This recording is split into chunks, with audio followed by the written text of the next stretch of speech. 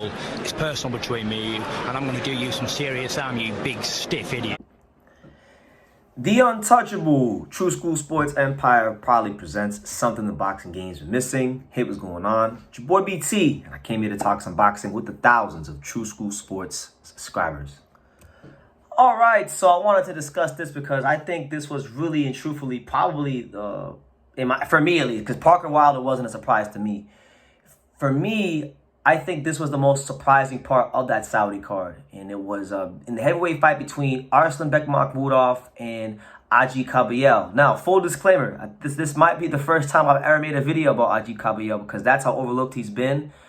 I haven't really seen him fight a whole lot over the years. I think I seen him fight one time against Chisora way back when, but that's about it. And that was such a long time ago that I barely remember it. So really, he's kind of been out of sight, out of mind, and a lot of people attribute that to his promotional situation, his promoters not moving him well and getting him the exposure he needs. And he's been off a lot of people's radar for a long time, even my radar, right? Which is kind of hard to do because I'm knee deep in boxing, right? So this was a great chance for him to fight a guy in Makhmudov who, he's had a little bit of hype in his career.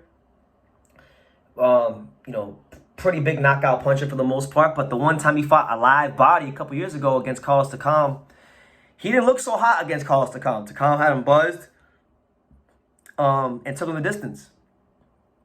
And Makhmudov, ever since then, has been moved along very, very carefully by his handlers at Eye of the Tiger Management. And I've highlighted this since the Takam fight that really and truthfully he hasn't really been put in the kind of fights that would prepare him for the next level of heavyweight boxing. So he's fighting Agit Kabayel, a guy that he was expected to beat up and walk right through. And that's not what happened at all. Kabayel showed a lot of heart and courage in this fight to sit in that pocket and just absolutely abuse and beat Arslanbek Makhmudov into a bloody pulp, beat the piss out of him. And so he had him doubled over with body shots. He showed a nice educated jab.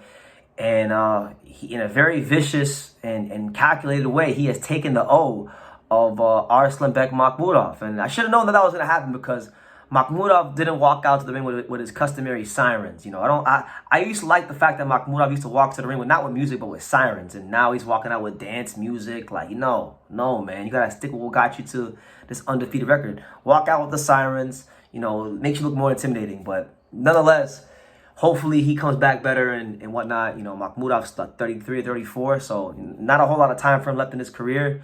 It's a big setback, but if Joseph Parker showed us anything, a loss doesn't define you. So let's keep that in mind, ladies and gentlemen. So, God bless him, speedy recovery, and hopefully he comes back better. But let's talk about Agit Kabayel because this is a guy his name's been floated around quite a few times to fight Anthony Joshua. That's the main time I even think about him is when I go on boxing scene and I see his name in articles, right? And this is no different, right? When hold on, guys, hold on. Oh. Gotta put my charge in my computer. Hold on, guys. I'm watching Salvador Sanchez versus Pat Caldwell while I'm talking to you guys in the background, but multitasking. But yeah, the only time I really ever thought about Kabayel was when he's fighting Anthony Joshua, when his name is being attached. Now I think he's in a great position because look, as I stated earlier in one of my other videos I did, I think that Fury, Usyk, Joshua, and Hrgovic, all four of them guys are off the table for either the first quarter or the entire 2024. So he's not going to get any one of them fights, right? So after that, what are you left with? You got Zhang, you got Daniel Dubois who fought in this card, you got Otto Wallin who could fight, who just lost to Joshua, you got Joseph Parker, you got Efe Jaguar. He's got a truckload of options. And I think the fact that what's actually kind of going to benefit Kabayel is the fact that he's ranked, but he's not necessarily a top 5 or a top 10 heavyweight. So yeah, he can get some of those fights against some of the fighters that are like 5, 6, and 7 at heavyweight, but he could also fight some of the guys that are 10, 11, and 12. So let's run through some of those matchups. You got Joseph Parker, which again, Joseph Parker is going to be a hot commodity. He's probably the most attractive fight for any heavyweight in the world outside of the 4 heavyweights I mentioned earlier with Usyk, Fury, Joshua, Hrgovic. He's the most attractive fight in the world, being the fact that he just beat Wilder. His profile is going to increase. It has increased. He's a former champion. So by beating him, that obviously does a lot for you if you can beat him, right? So that to me is probably the fight that his handlers should look to go get.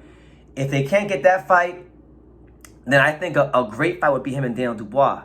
You know, Daniel Dubois just had an amazing performance against Jabril Miller, where he showed he could box, he could punch, he could counter punch, he could slug, and he knocked out a man that was 100 pounds heavier than him and took his O, right? So that'd be a good fight for Kabayel, because Dubois boxed at a very high level against the likes of Usyk and Joyce. Kabayel, I think, would be a good stiff test for Dubois, because Kabayel showed that he's a crafty. He's got a good jab. He can break that body down if you allow him to get close to you. You know, that's a hell of a matchup for him. And then the fight I actually like the most for Kabayel, and I'll say it like this: the fight I like the most is Joe Joyce. I like the Joe Joyce fight. Why? Because Joe Joyce is looking to really get back into the thick of things at heavyweight. You know, we haven't seen or heard anything from Joe Joyce since Zhang Zhilei beat the brakes off of him, right? And he's going to need to fight somebody credible to ascend his way back up the heavyweight division. Kabayel just took the O of Makhmudov, a guy that was ranked in a couple of the governing organizations, and a guy that, you know, had some hype around him. And, you know, Kabayel is a guy who's still unbeaten himself. So by Joe Joyce beating a guy like that, that would definitely help him. And for Kabayel, you know, Joyce is still, especially after what we see, after what the boxing world just saw Joseph Parker do to Deontay Wilder, you got to give respect to Joe Joyce. At the end of the day, Zhang has had his number, and, you know, it is what it is. But Joyce is still a damn good heavyweight, and anybody that can beat him is worth the weight in salt. So you got that fight. Then you also got what was the other fight I had? You got F.A. Jagba. You know, Jagba's a guy that, you know, top rank, I know, has moved along very carefully. You got Frank Sanchez, a guy that nobody really wants to truthfully fight. You know, we got Jared Anderson, right? And let me camp out on this one and I'll end the video. Jared Anderson was a guy that I thought would be more than likely to fight a guy like a Makhmudov, because he's a top rank heavyweight. Makhmudov had an O. Makhmudov is, you know, he was looked at to be one of the scariest heavyweights, quote unquote. And it would have been a good step in the right direction for Jared Anderson to fight someone like that. But now that he lost, I don't see all we can't do Kabayel versus Anderson. Kabayel will be great on Anderson's resume. You know, Kabayel, very experienced. Kabayel just beat the guy that I thought Top Rank would probably be looking at to fight Anderson in 2024.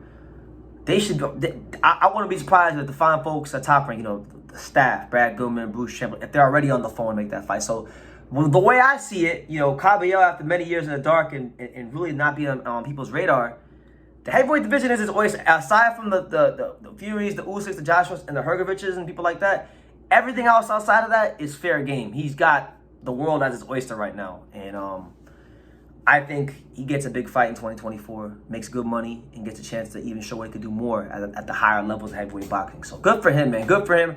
I always like the stories of fighters that, you know, had the struggles in their career, and then they get that one night against a fighter that they're not expected to beat, and they put it all together. So shout out to Agit Kabayel. Germany stand up, and hopefully more great things for him in 2024. But let me know what you guys think. Who do you want to see Agit Kabayel fight in 2024? Leave your comments down below. Make sure you guys take the time to subscribe. And like I say in every single one of these videos, you can love me or you can hate me, but I'm just giving Daniel. So until next time, take care, guys. Thank you for watching another video on the untouchable True School Sports Empire. For more great boxing content just like this video, click right here and make sure you subscribe. Much love from sunny South Florida.